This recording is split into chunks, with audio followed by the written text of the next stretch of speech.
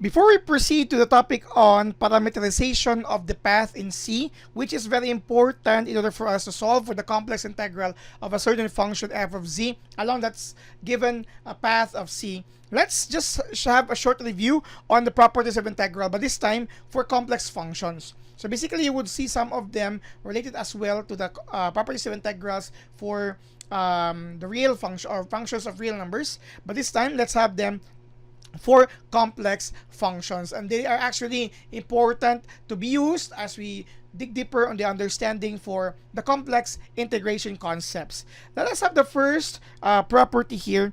We usually call this linearity, the linearity property of our integrals. Let's say if f and g are integrable, okay, integrable along C, the path later on that we're going to parameterize, and A and B are elements of your complex numbers.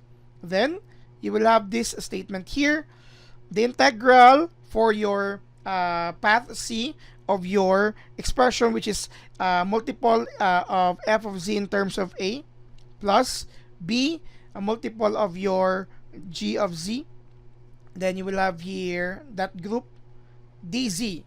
The linearity property, of course, we know this already, allows us to distribute your integral sign together with this notation here, and of course take out the what they call this one, the constants or the arbitrary constants, in this case a and b. This is equivalent to a, the integral along path c of your f of z dz, plus your b, the integral along path c of your g of z dz. What does this mean?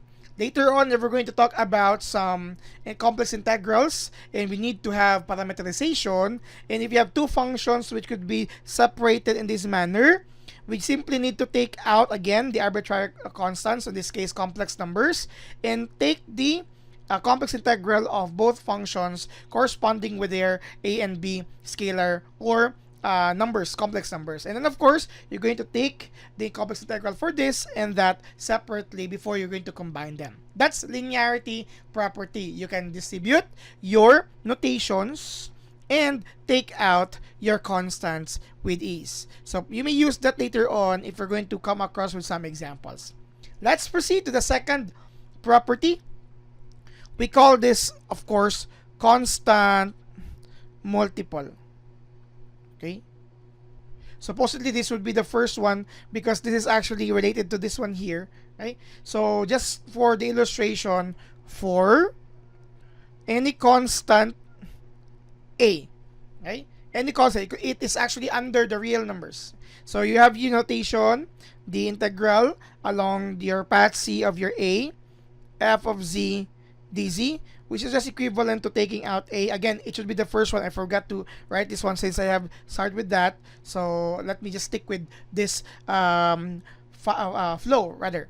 So basically, it's just the same as earlier. For our linearity property, you can take out your constant with ease. It should be the first property, then we will have the linearity as second. I forgot to reorder them. So this is applicable as well when you look into that one. So you can take out that constant, any constant that you can think of. Okay, it's called the constant multiple property. Let's proceed to the third property. This is very important to be understood, the reversal of path. Okay, or reorientation. This is another concept for complex integral in general. Okay, the concept of reorientation. Let's have this statement: if your negative c, your path is c transversed, meaning it's the same path transversed, but it's an opposite orientation, meaning from A to B, B to A. Okay, so in the opposite direction,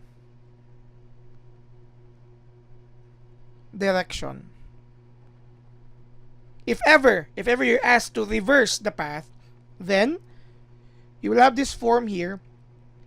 Say for example, you're looking for the integral of the complex function along path negative z, which is the transverse direction, or the inverse c transverse in the opposite direction. of your same function that is actually equivalent to the negative of the integral along the positive path. Okay, so you have f of z dz. Okay, so that's actually one of the properties that you can think of as well as we apply it for some of our illustrations later on. Okay, so the reversal of path or the orientation. Okay, they are just of the same value. Now I'm not going to show you the proof of that because these are actually actual properties. Let's have the fourth one. This is additivity. Okay, or you can also call it as concatenation, and concatenation rather, concatenation of points. This is actually very important for piecewise functions, which we will have later on as well as part of illustration. Say for example, C is actually the combination of C sub 1 and C sub 2. Well, for some piecewise functions, there are some functions that do not necessarily provide explicitly that the path is connected. But for some piecewise functions, they are just actually combinations of other paths. But this is there is a good restriction here with the end of your C sub 1 is the start of your C sub 2, meaning they are still connected, but C or path C is a combination of two different paths.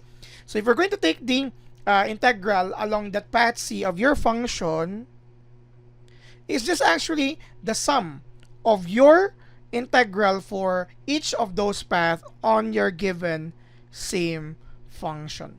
Okay, this is plus on our C sub 2 of your f of z dz. Again, this usually works for some piecewise functions. So if we're going to, if you're asked to identify the complex integral of your function along the combination of the paths, then you can just simply add the integral along those independent paths. Okay, and of course, as mentioned, there are some process of parameterization. You're going to use this here and here as well. A video for parameterization of path C will be provided later on, so it also be applicable to all of this. Now, there are also a lot of properties for integrals. You can also include here the boundedness property or the estimation. But I believe in the meantime, these four are very important to be reviewed before we could have some illustrations later on.